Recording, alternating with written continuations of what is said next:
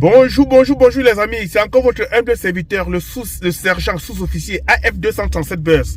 Ça c'est ma première vidéo de l'année 2025, la toute première vidéo les amis. Je pense que j'aurai plus de 2K de likes, plus de 10 000 vues. Montrez-moi qu'en 2025 vous m'aimez plus que jamais. La vidéo de ce matin parle de l'aliénage de certains Africains. De l'aliénage de beaucoup d'Africains. Quand je dis aliénage, c'est un peu comme des aliénés. Vous savez, qu'est-ce qu'un blanc? Qu'est-ce qu'une blanche?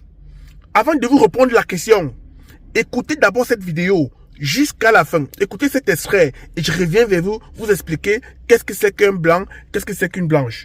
Et vous allez comprendre que vos rêves peuvent être parfois de courte durée. Même si on vous donne une blanche ou un blanc là, maintenant même à la mairie.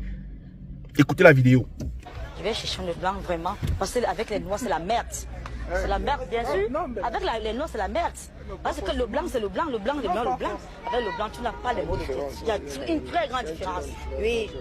Avec le blanc tu n'as pas les mots de tête. On cherche une vieille femme blanche, on l'épouse, on a ses papiers, on a le visa facile. Et comment on la trouve la vieille femme blanche? Comment on la trouve? On mange seulement son argent, on reste avec elle. Comment on la trouve? Vous la rencontrez où? Au cybercafé. Vous avez déjà rencontré des femmes blanches? Oui. Ça marche bien, elles sont contentes. Mais des vieilles femmes, pas des jeunes femmes. Tu te déshabilles comme ça et tout. Et tu fais dire la vérité, c'est comme ça se passe.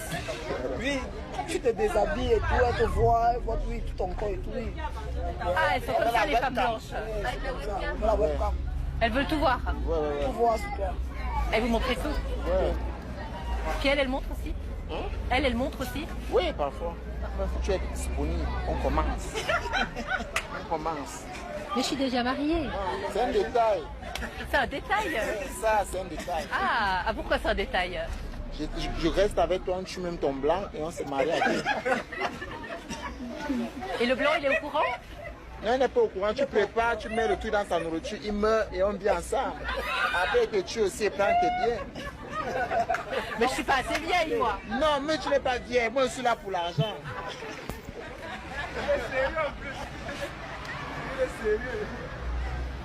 Les jeunes Camerounais ne s'en cachent pas, ils chassent le blanc.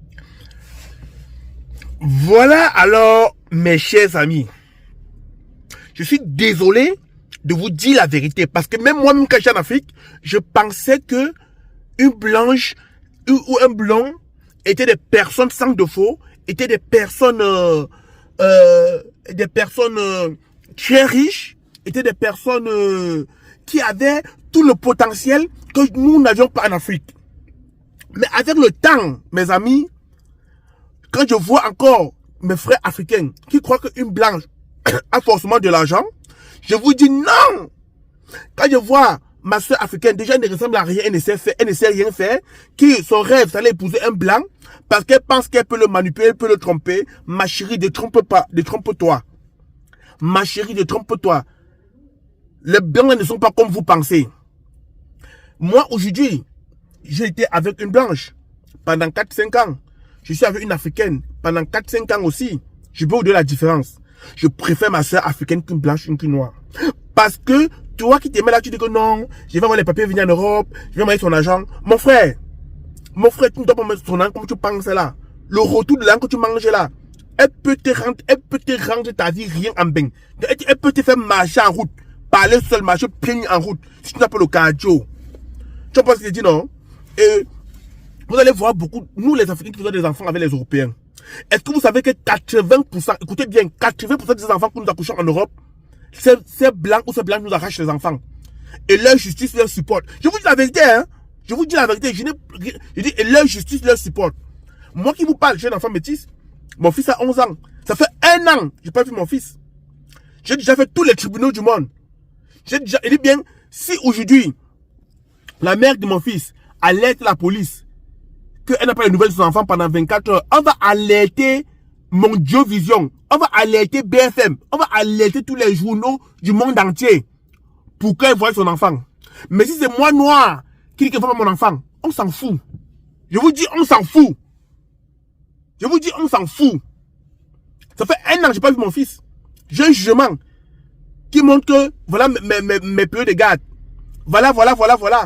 Je vais à la police, on dit que monsieur ne peut rien faire. On attend le juge. Le juge ne fait que renvoyer l'audience. Parce que je suis noir. Si j'étais blanc, ou bien si j'étais européen, ça ne doit pas se passer comme ça. Donc c'est pour vous dire, vos envies que vous avez envers les blancs ou envers les blanches là, ce n'est pas la réalité. Elles ne sont pas comme vous pensez. Je vois ma soeur là, je pense, si 100 noirs, il y a 90 qui ne peuvent pas faire 3 jours de mariage avec une blanche. Ils ne peuvent pas supporter d'abord la culture, nos différences. Il y a 90 qui ne pourront pas faire 2 jours de mariage. Et sur 100 filles africaines, les jongleuses filles de Douala là, que leurs yeux sortent comme ça là, ils ne peuvent pas supporter une journée avec un blanc dans la maison. Ce sont des personnes difficiles à vivre. Plus compliquées qu'eux, il n'y a pas. Vous avez vu dans un couple mixte, un blanc, il met le frigo, il met le cadenas sur le frigo, il appelle frigo blanc, frigo africain. Vous savez, mais c'est que nos soeurs vivent dans les foyers ici là.